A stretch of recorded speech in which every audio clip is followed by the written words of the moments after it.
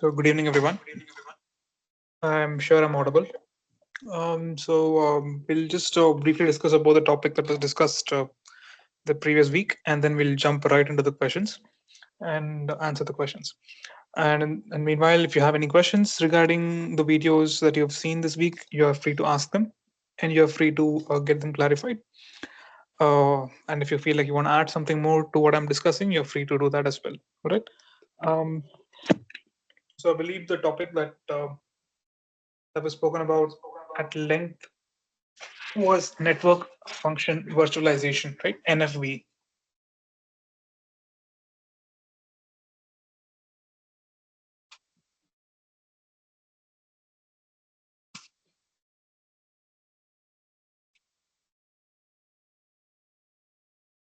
Network function virtualization, NFV. And confusing to this, probably you might have a small confusion, and there is something called VNFs, virtual network functions. These are VNFs. Okay. So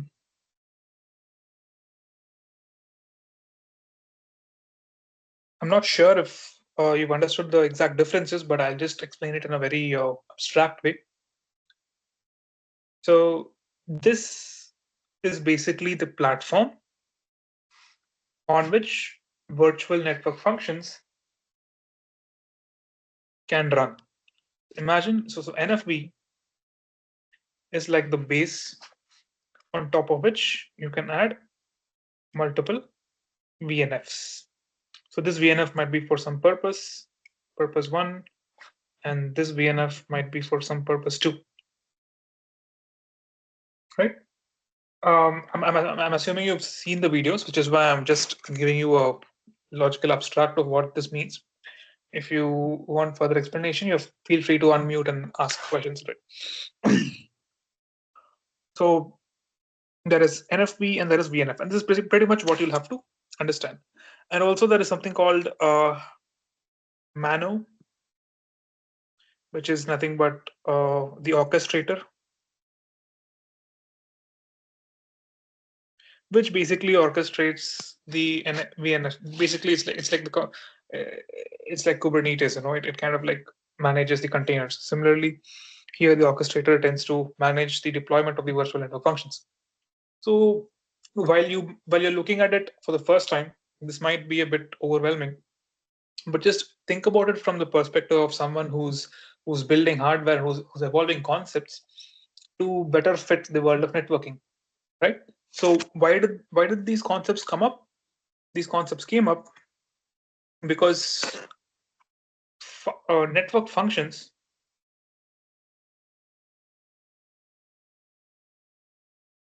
were highly coupled with the hardware. Meaning, if you buy a hardware for one network function, let's say a firewall, right? You cannot use that hardware for something else. So this is not the case if you take a parallel with respect to computer PCs or your laptops. See, for a laptop, you buy your own laptop and then you install whichever operating system you want on top of it, and then you're able to create multiple things with that particular laptop. It's not like you buy a laptop just to do photo editing, or you buy a laptop just to let's say do video editing, right? So you can do everything on a particular general purpose hardware. So the networks were also decided to go this way, right? And the history is given in the video. And this is an outcome of natural evolution. As hardware became more and more sophisticated, we saw opportunities where we could put our own compute on compute without sacrificing much on the line speed, right? Because if you start writing your own functions and putting it on top of these hardware, it might slow down packet processing, and you can't afford to have low packet processing rates. So there was this decoupling, which is where network functions and VNF concepts came up. With this primer, I think it should be enough for this class. and we'll just move towards the questions. Again, feel free to unmute and ask questions if you want. All right. So what does COTS stand for? If you know the answer, you can put it on the chat, or you can just wait for me to say it as well. It's completely fine. Just a moment.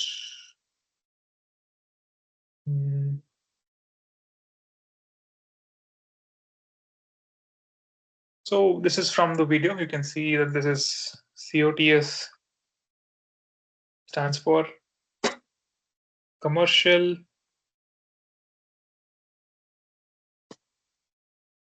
off the shelf.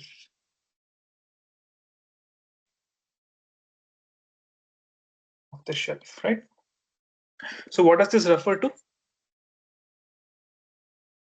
It refers to products that are readily available and not custom made, right? Meaning they are produced for the general market and they are used as it is. It's like if I'm buying, okay, let's say it's not like I place a specific order to a company saying I want a hardware that does this, and this. It's not like that. It's like you can buy it and then you can use it. It's basically commercial products, which is basically you can go on Amazon and you can buy it. That's what COTS stands for. And NFV is supposed to run, or NFV is supposed to leverage this hardware. The concept of NFV has to leverage this. Right? This is the idea of NFV. So the answer is D. And this is a completely wrong term. Nothing like this even exists. And this is telephony system, so this is also not the case. And commercial over-the-air telephone systems, it is not an established term at all. Right? Okay. So what does ISG stand for? So this is also from one of those slides that was there in the video. So ISG basically stands for Industry Specification Group. Right? So what do these people do?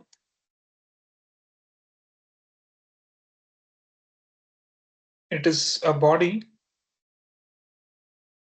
that defines technical standards and specifications, often involving stakeholders from multiple companies. Right? So in this case, this body defined the technical standards for NFP. Right? So it's one of those groups which come together and say these are the standards and specifications supposed to follow if you are deploying a network function or a VNF, virtual network function, right? So this is a direct question, it's a direct answer. So nothing much.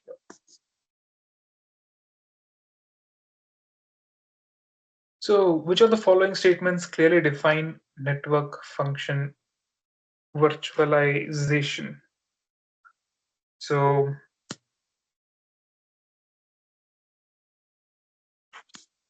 is it technology that virtualizes network functions into software? Is it a protocol used for wireless communication between devices?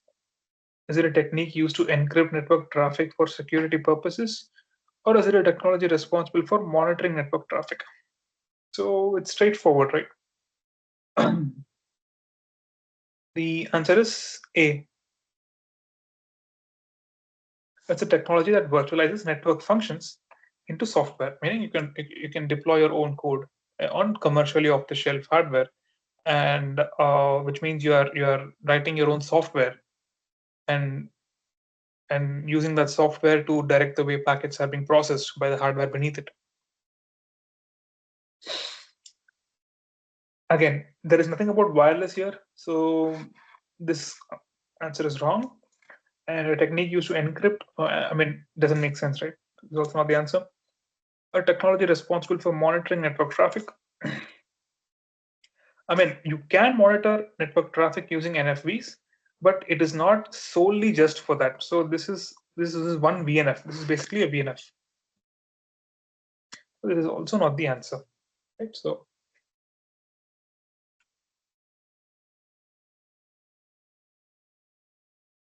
So what is this 5 nines in carrier grade availability respond to? So this is basically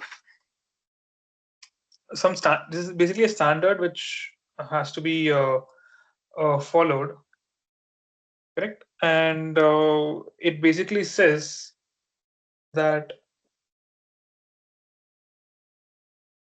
you can only afford 5 minutes of downtime per year, right? So it is a standard in telecommunications uh, that basically equate to a very high level of uptime, which means that it allows only for about 5 minutes of downtime in an entire year.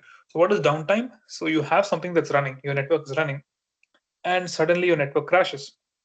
So the point where your network crashes, the downtime starts till the point where your network comes back. So in a whole year, you can only have 5 minutes of downtime.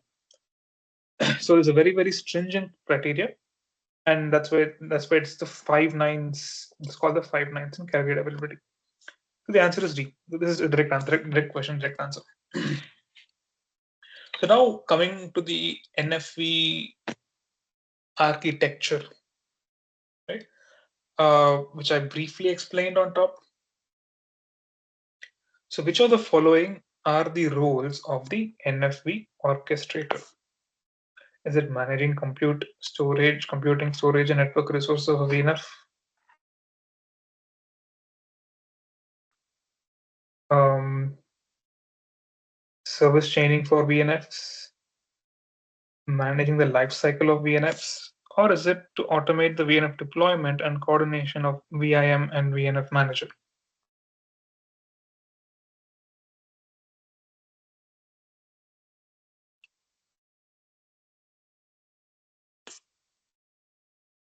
So the answer is D, right? So this is basically from the slides.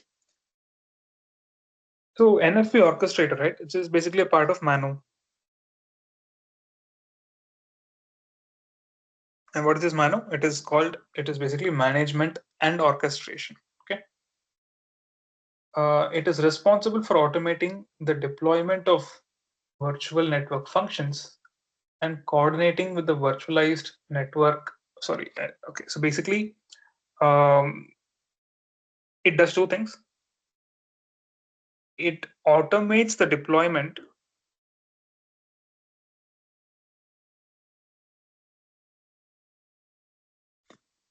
of VNFs, correct? And that's what's given here.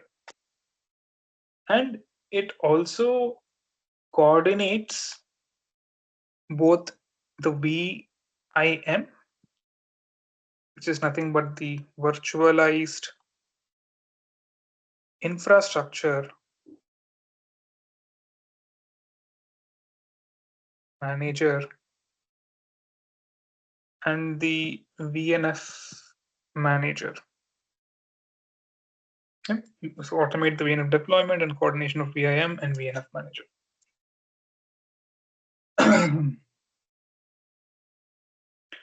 All right. So now we go towards something called DPDK. Not much was said about this, but on a top level, so DPDK is nothing but a data plane development kit. So these are all highly optimized libraries. It's a set of libraries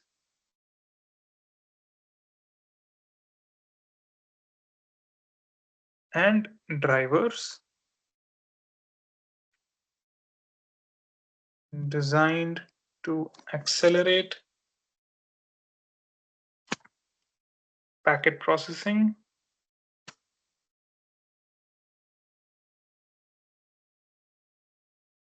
in the data plane.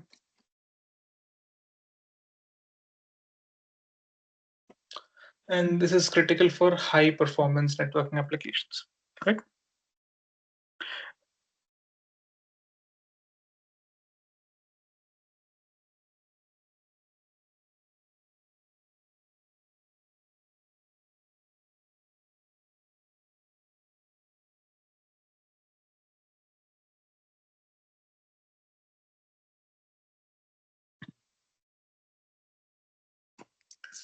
A set of libraries and and drivers. This is drivers basically. Designed to accelerate packet processing in the data plane. So basically, uh, it it's like library functions that you can call to get your packet processing done. So it's like a the most optimized version of a particular network function that you can of a packet operation that you can define on that particular hardware. So DPDK basically stands for Data Plane Development Kit. That's all you need to know. Okay. So which of the following statements is not correct about middle boxes? So I think middle boxes are not something that you are all unfamiliar with. I had actually spoken about it in one of the previous classes as well. Right. So I'll be back in 5 minutes just so you can see if you can guess the answer to question number 7.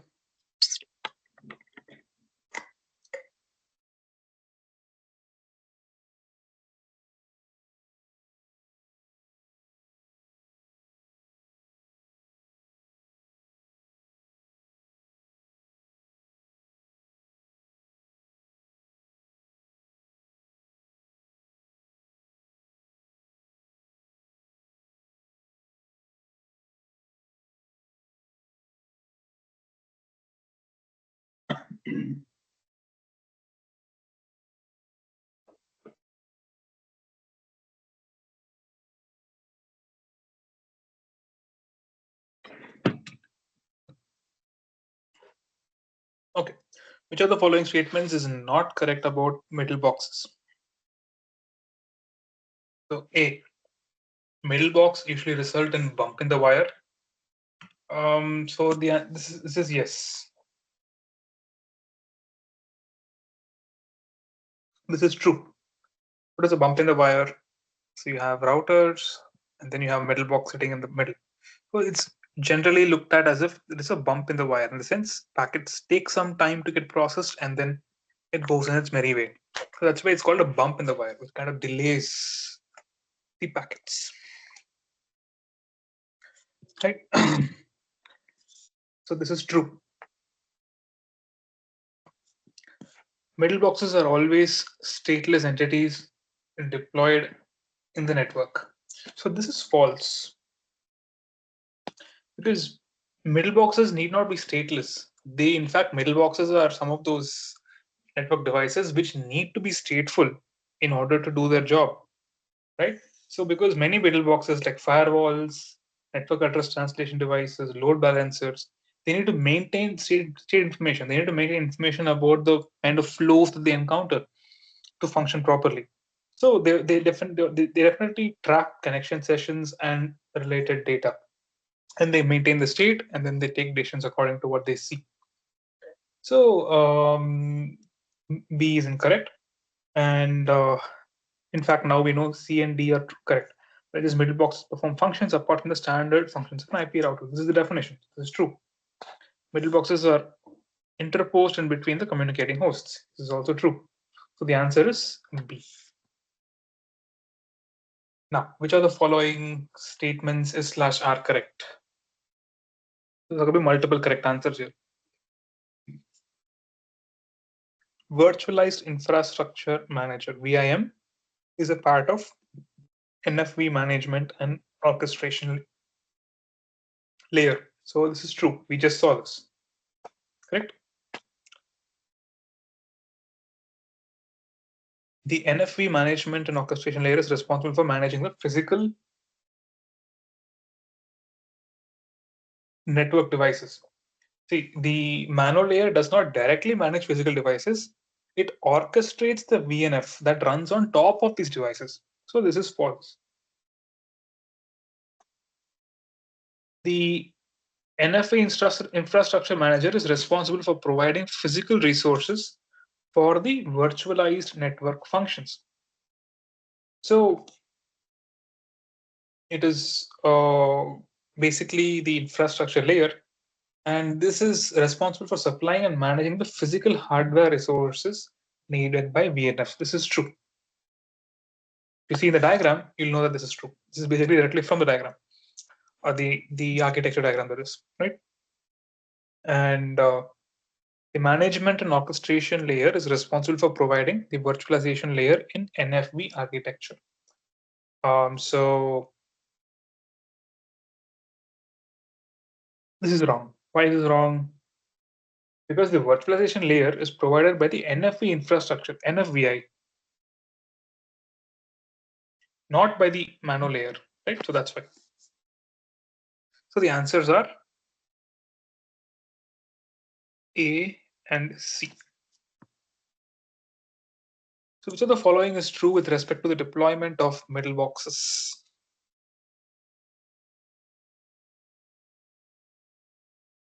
Middle boxes increase both the capital and operational expenses.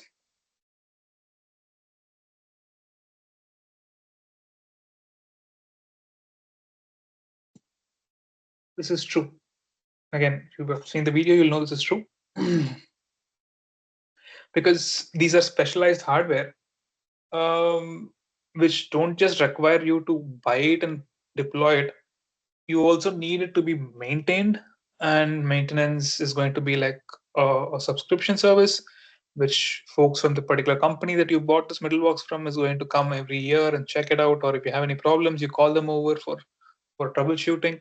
So all of these aspects are there when it comes to middle boxes. So therefore, it does, in spite of doing its job wonderfully well, it increases both kind of expenditures associated with any organization, capex and opex.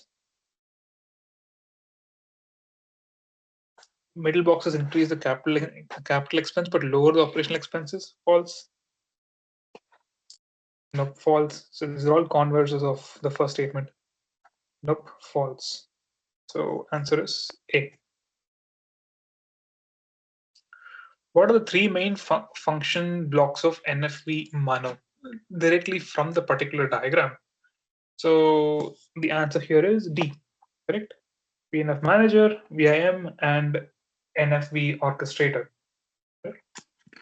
What is VIM? Virtualized Infrastructure Manager.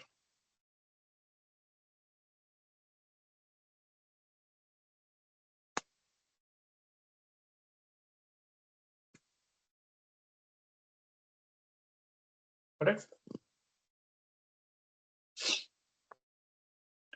So which of the following challenges is associated with network function virtualization? Okay, let's take a short break and then probably I'll give you a few minutes to think about if you have any questions in the first 10 questions. I mean, if you have any doubts in the first 10 questions, and then we'll move on to the next set of 10 questions.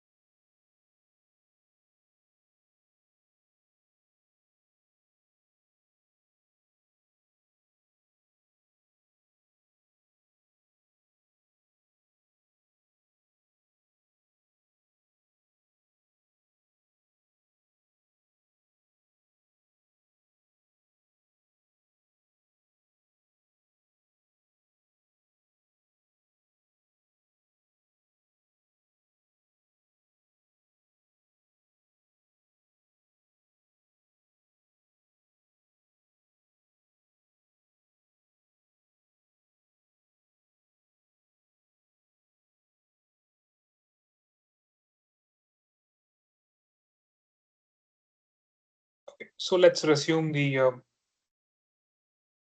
next set of questions and their answers.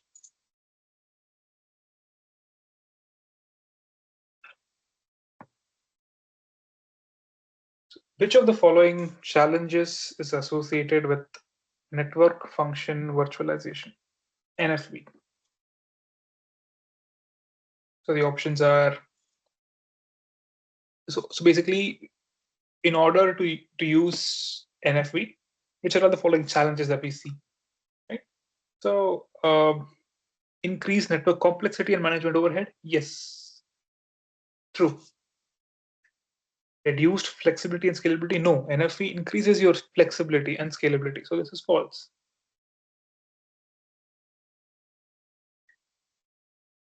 Lower security and privacy compared to traditional networks.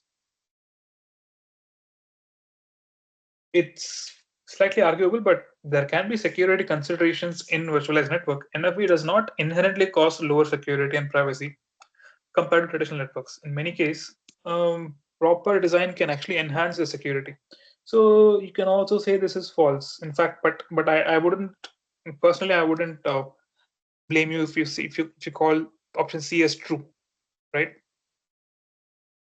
So definitely, the more programmability you include in a particular environment, the more its attack surface area increases. So can't really say that. So yeah, so it's false for now. So there's a higher cost compared to traditional networks. No, it reduces the cost. So this is false. The answer is A. So what does bump in the wire model mean? So essentially, it means that the middle boxes connected to the routers and switches increase the packet delay in reaching the source or destination. So this is very similar to the question that we explained here, where it's taken as a bump in the wire because it takes some time to process the packets. If it takes time to process the packets, the delay increases. And that's why it's called bump in the wire. So very simple answer to this is D. Right? Again, a disconnected network of middle boxes, no. Different kinds of wire to connect the middle boxes, no. Traditional model of connecting the switches and routers, no. So all these questions don't matter, meaning they just don't. I mean, all these answers don't make sense. Answer is D. Right? So, what layers of operation does the NFV address? That's a good question.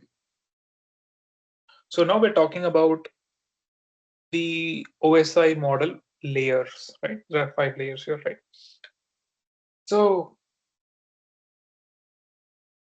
which are the layers that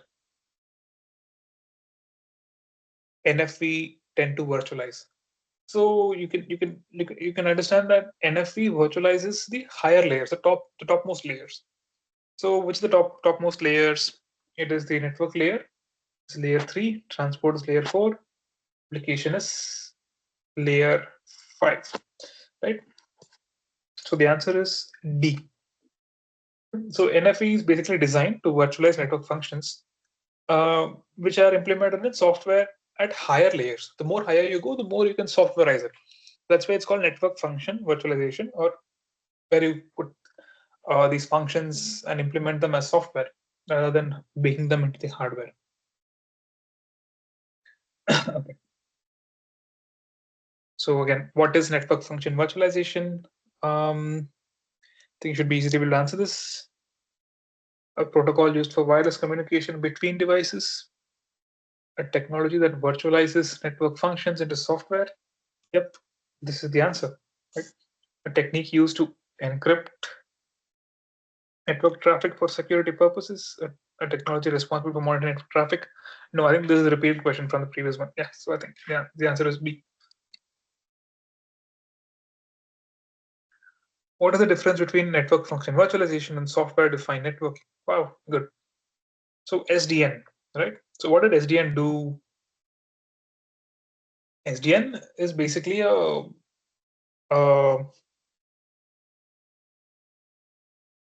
abstraction which separated the control and the data planes in a network. It basically paved the way where you could basically do this something called data plane, control plane, where where functions like forwarding, anything that happens at high line rates takes place in the data plane, and anything that happens at higher time scales, which takes a lot of time to process, happens in the control plane. Okay. So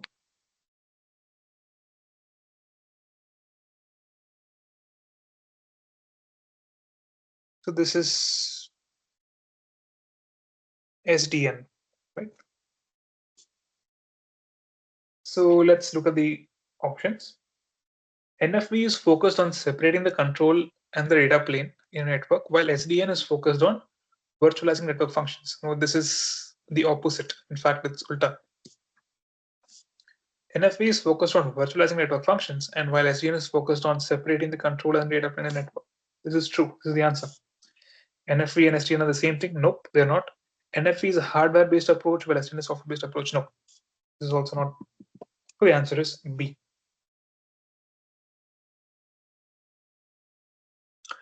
Which of the following statements are correct about network function virtualization?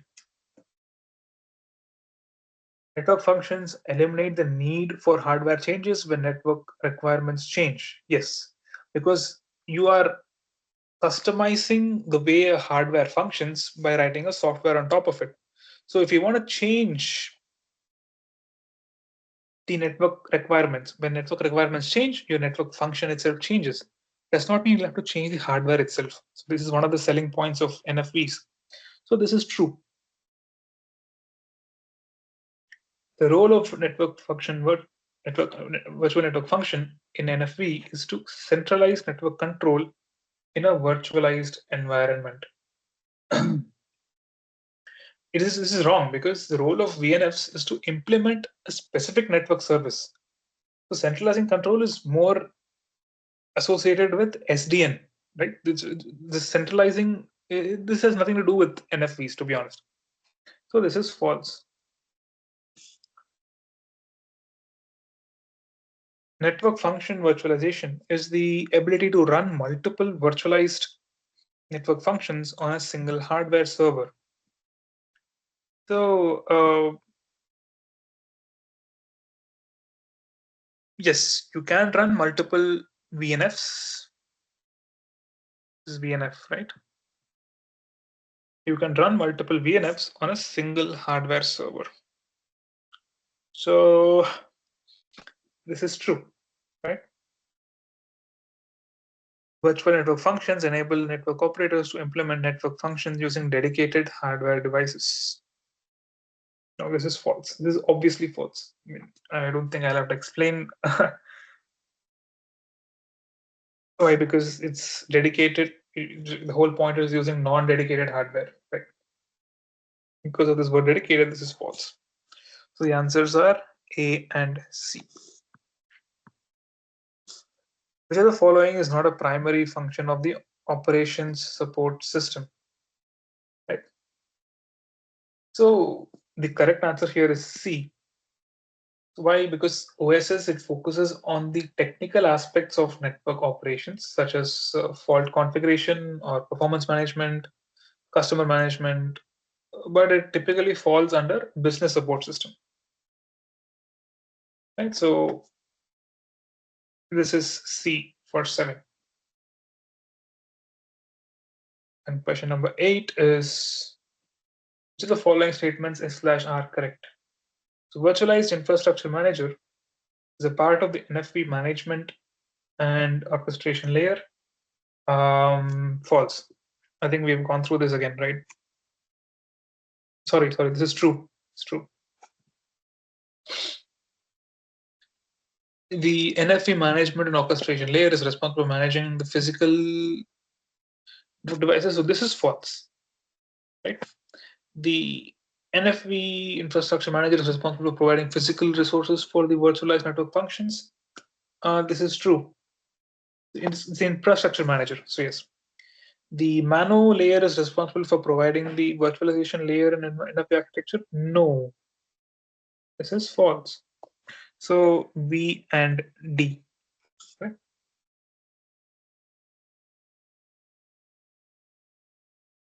Which network function virtualization component is responsible for the automated provisioning of VNFs.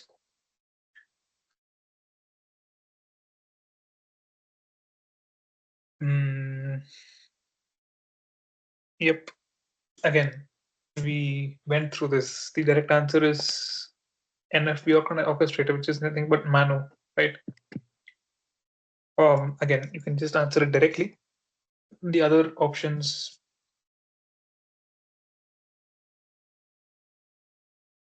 are not correct.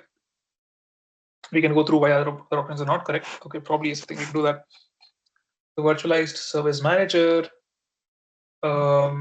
it does not handle automated provisioning the same way. Its role is more about service level management. So VNF manager focuses on the lifecycle management, just deploying, scaling, and terminating of individual VNFs rather than their provisioning. So this is about VNF manager. And virtualized infrastructure manager, it provides the underlying compute, storage, and networking resources, but it does not handle the orchestration of VNFs. So we're talking about automated provisioning of VNFs. So who does that? It is done by NFV orchestrator or the Mano. It's a part of a Mano layer.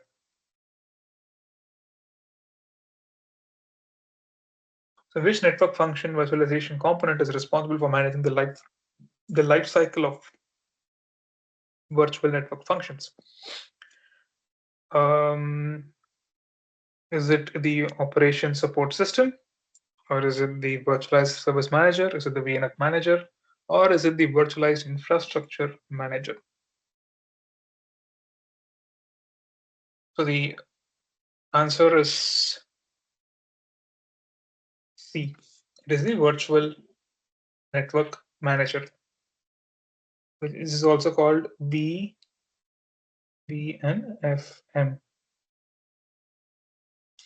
So the VNFM is specifically responsible for managing the lifecycle of VNFs, which includes tasks such as deployment, scaling, updating, and decommissioning of the virtualized network functions.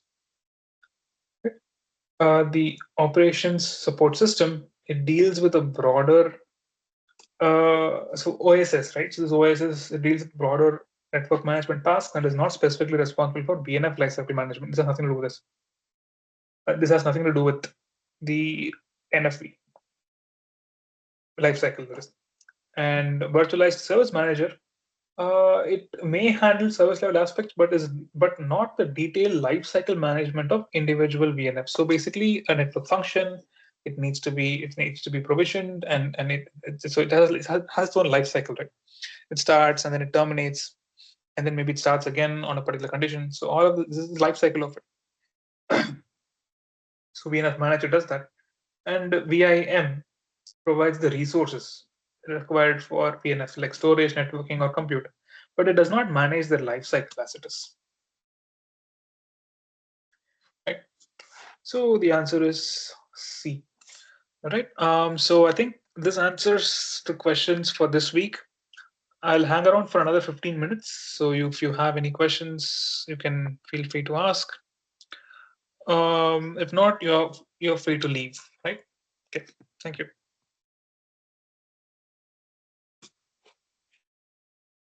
Or if you need further explanation on any of these questions, you can just go ahead and you can unmute and you can ask me questions.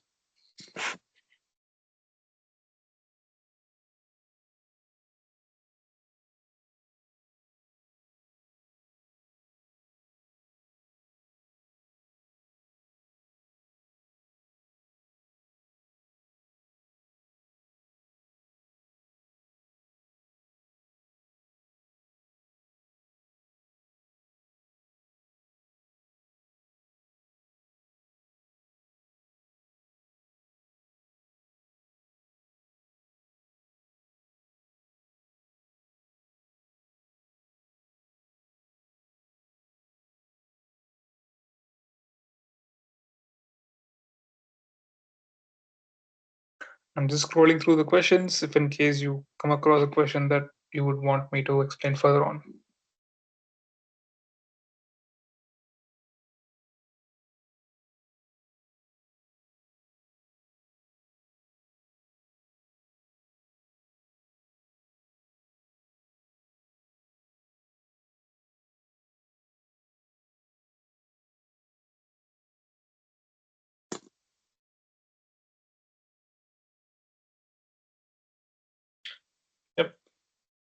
Okay, I'll be here for another 15 minutes. Feel free to leave if you are done with today's session.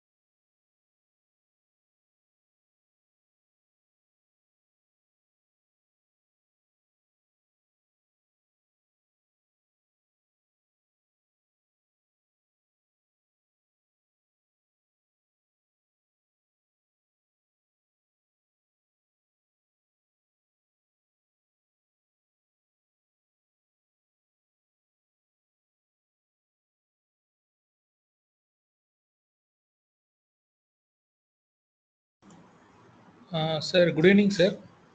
Yeah, good evening, Jayakumar. Sir, can you explain the question number 5, sir? Okay, question number 5. Huh?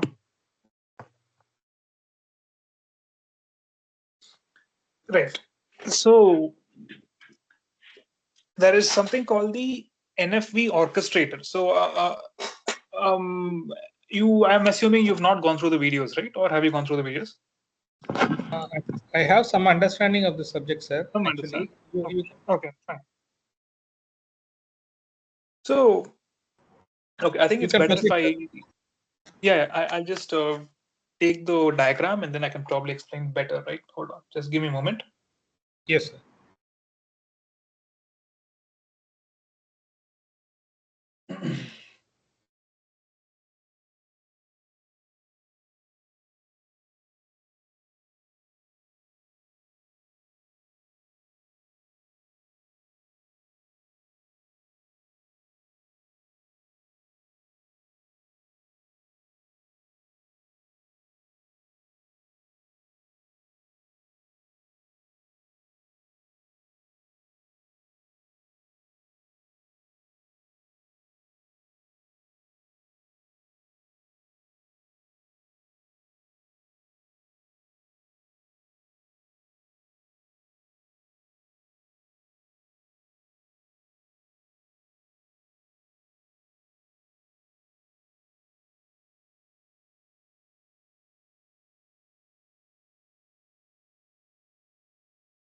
So this is covered in the second lecture, right? Just giving you the pointer to where you have to look for. Um, just a moment.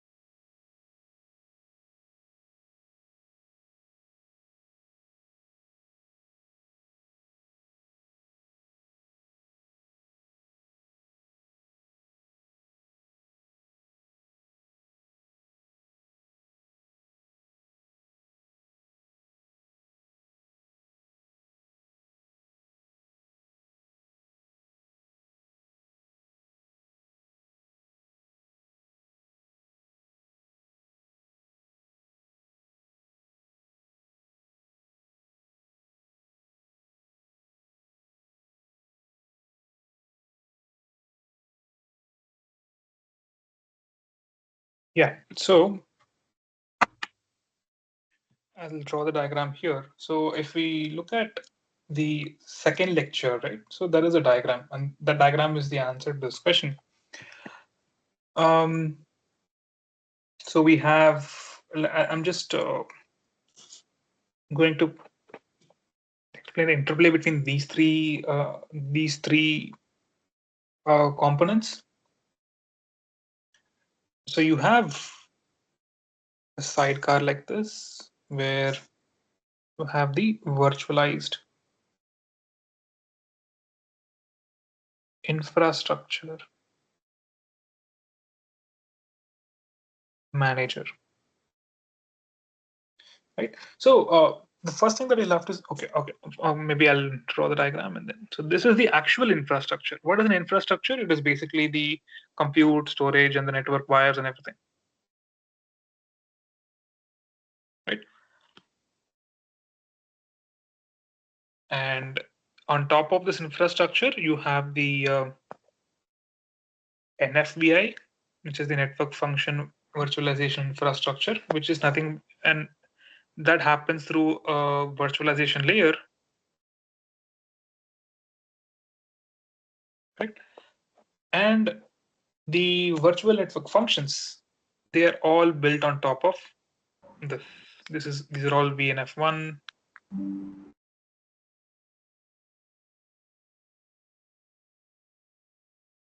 Right. Okay. But now there is a parallel to this particular infrastructure where you have a way to provision what is there in actuality. Okay, let me explain that. So you have the infrastructure here. So this is the physical hardware,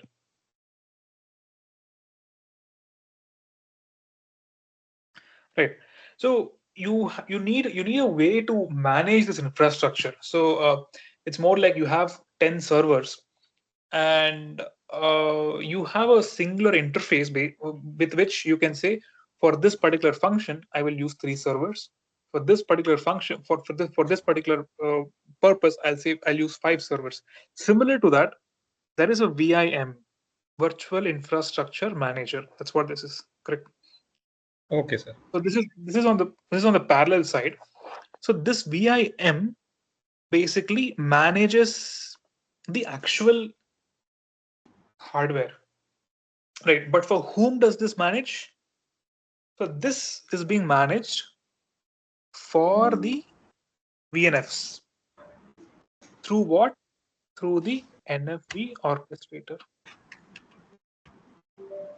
So essentially, the NFV orchestrator is the kingpin, the boss, let's say. So if the Sir, in boss feels, yeah, go ahead. in SDN analogy, whether we can say this is a management layer, NFV orchestrator. Yeah, definitely we can. This is managed. Yeah, this is Mano. Yes, you can. But um, when it comes to orchestration, in a way, but the thing is, SDN is slightly different with its concepts, but here there is an intersection. But yeah, you can definitely say, in a broad way, you can say yes, it is the management. It is the management. Yeah, you're right. Yeah, the functionality wise, this is virtually it is done. There also it is done through some function. Yeah, correct. But in a way, I feel like uh, NFV kind of runs on top of SDN, because it's like SDN gives you the abstraction between control plane and data plane, and most of what NFV does is in the control plane. It doesn't do anything on the data plane much. So I feel like SDN is like the father of NFVs. I mean Yeah. VNF and NFVs. So yeah, so NFV orchestration is there, and then this is like the intermediate module. So again, these are all human created terms where they felt they could abstract some functions to this module, some functions to this module, and interplay them between it. So essentially, that's what this means. Um, Yeah. So Sir, whether that's this NFV orchestrator is taken care by the users or taken care by the whoever takes care of the network. oh, it is not taken care by the users. It is done by the network operators, meaning whoever operates the network. Yeah, Uh, network so operators.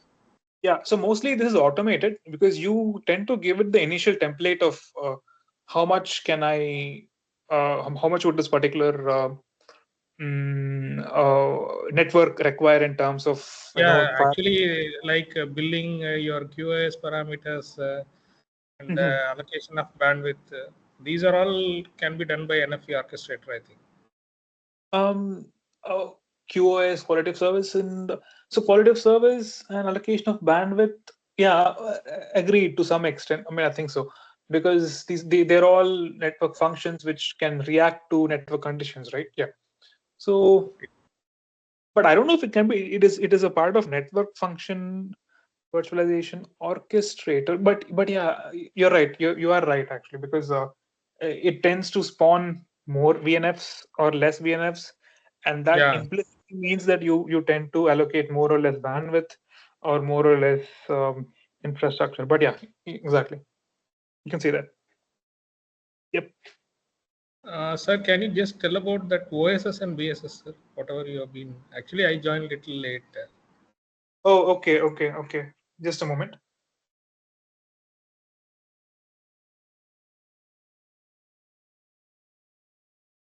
Just a moment. I didn't explain OSS and BSS. Just give me a moment. I'll go to the right diagram. Okay, sir.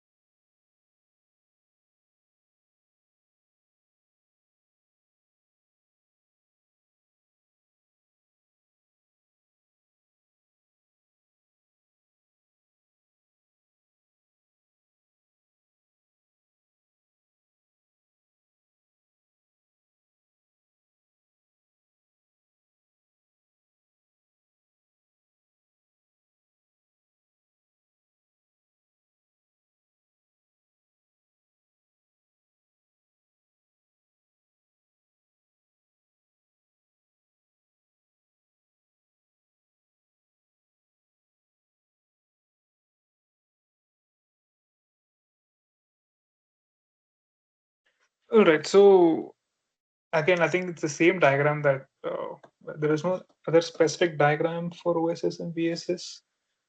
So this basically lies over here.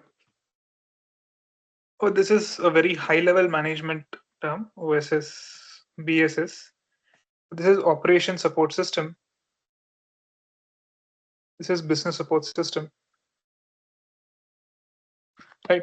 So again, when we do this NFV and VNFs, so there are two stakeholders here. I mean, in fact, there is only one major stakeholder, which are the customers. But let's, for the sake of this argument, assume that there are two stakeholders here. One are the network operators. Who are the network operators? People who operate the networks. And the other one are the customers, like folks like, let's say, someone who's hosting let's say, a platform like Zerodha. So they are customers of this particular network, um, of some particular network functions. So there needs to be a way in which the network operators, this is network operators, can specify their requirements. Not exactly requirements. Um, so this is like, Maybe just a like moment. operating conditions. Yeah, creating the operating conditions. But OSS is basically, it is let's say let me just put it in the right words, or let me just read out the right definition for it. Just give me a moment.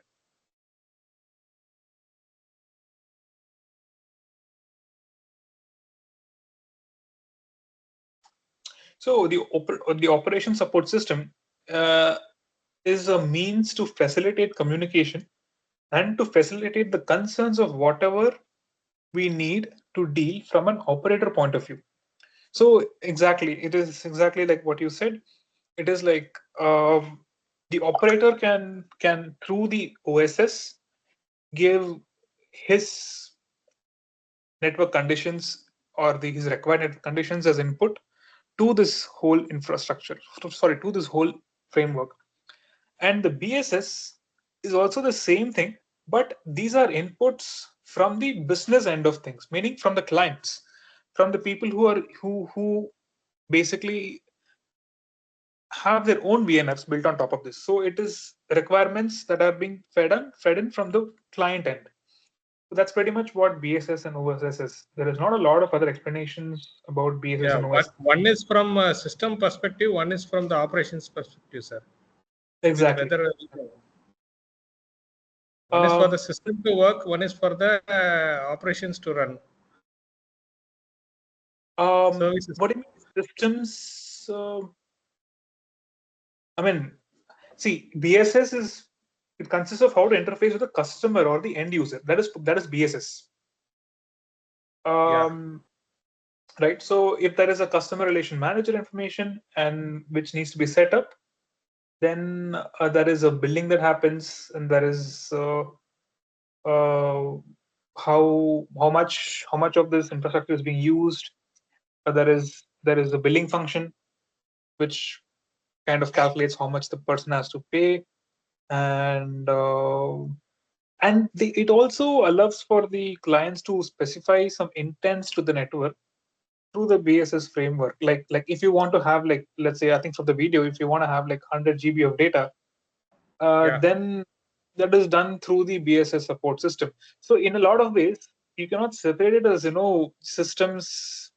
One is systems, and the other one is, I don't know what you said. So both of them in the end affect the system as it is.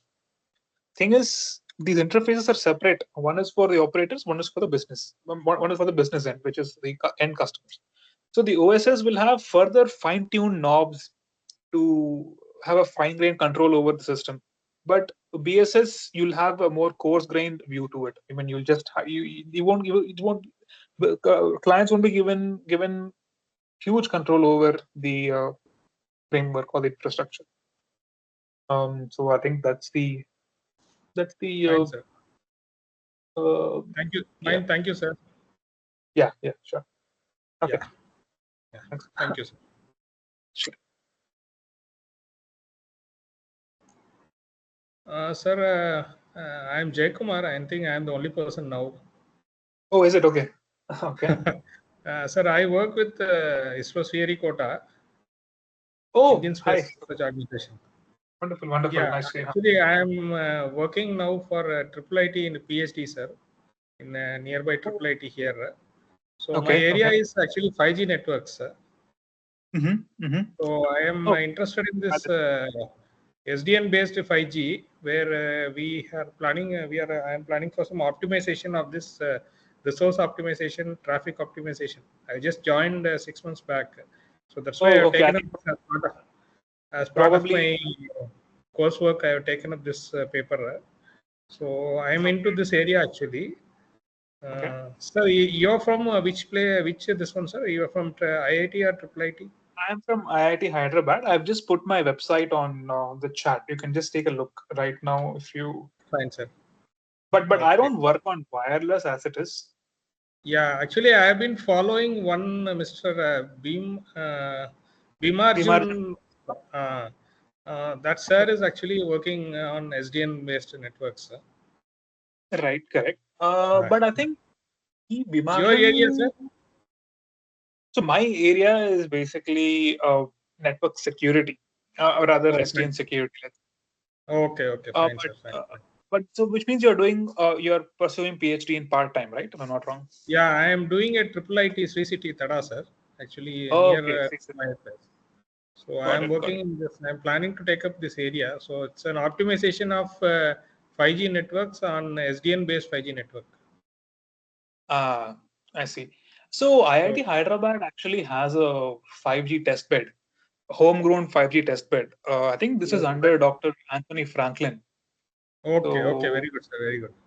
we have our own test bed, and I'm not associated with wireless at all. Like I know nothing about the wireless No aspect problem, of sir. network. Anyway, your input is more valuable to me because I am searching for a 5G test bed where I can try and implement some of the algorithms or whatever is being You can mentioned. definitely approach Professor Anthony Franklin or Bhimajan Reddy Thamma, sir, but Fine, fine. probably Okay, sir. probably through one of your Yeah, professors, through or my I'm not sure. mentor. Yeah, through I my think you'll know mentor, a I'll better way approach, to sir. approach folks. Yeah, yeah. Actually, my mentor is one Madam Dr. Neha Agarwal from Triple IT Sri City. Okay, okay, So she is working in SDN. So I am doing under her this PhD. So that's right. what we are in search of this, and I have been following Bhimajan sir's papers. So he Ah, works on SDN and NFV and all these things. mhm. So that's what I was not able to have a direct connect. Anyway, good to have this introduction through you, sir. That's good. That's good. We can stay in touch. I mean, if you just my mail ID is there on the website. If Yeah, you still further I'll keep in touch. browse your things through IIT Hyderabad website, sir. Actually. Yeah, no, I've sent you. I've actually sent you the my website details. Okay. So everything is there. Okay, It's fine. on the chat. It's on One second, sir. Yeah. window. If you can see it, Yeah, yeah. right? You can just take a and you can connect with me on LinkedIn, or we can stay in touch. Okay, And if good, you sir. still want to pursue, I can probably help you connect with the correct Yeah. PhD folks here, Very right? good, sir. Thanks. Nice meeting you, sir. Because I am not used to this Likewise. lecture session. So very luckily I joined. So it's Okay. nice having connect with you, sir. Likewise, likewise. Nice to see Yeah, and someone. in fact, even we have a lot of this network security is a very it's a very hot topic. Anyway, everybody is interested in this. So anyway, as part of ISRO, we will, if required, we will be in touch with you, sir, for some requirements. Definitely, definitely. I'd be happy to. In fact, before joining PhD, I worked in a PSU for 2 years. It is Bharat Electronics Limited. I worked as a scientist for 2 years. Oh, very good, Uh, sir. Where, sir? right, right. So Bangalore? this was not in Bangalore. This was in Ghaziabad. There is a Central Research Ghaziabad. Laboratory. Yeah, they're bigger unit is in Ghaziabad only. Yeah. Yeah. Okay. Yeah. I think that the manufacturing unit is bigger in Ghaziabad, but I think the Central Research Laboratory is bigger in Bangalore.